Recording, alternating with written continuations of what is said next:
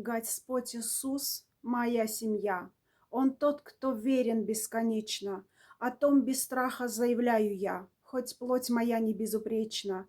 Боюсь, что в бурях темных дней я пошатнусь, как Павел малый, но даже в темноте ночей мне явлен свет незапоздалый.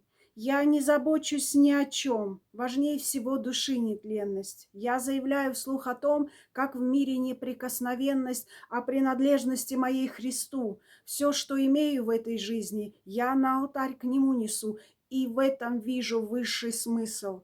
Мое ли тело или душа навек принадлежат Иисусу, а мир не стоит и гроша. А если в испытании струшу, Господь до времени времен предвосхищает мои мысли, как в небе колокольный звон. Нет тайного над синей высью. Провозглашаю лишь одно. Все, что имею я в миру иллюзий, земное или нетварное оно, все, что имею я, принадлежит Иисусу.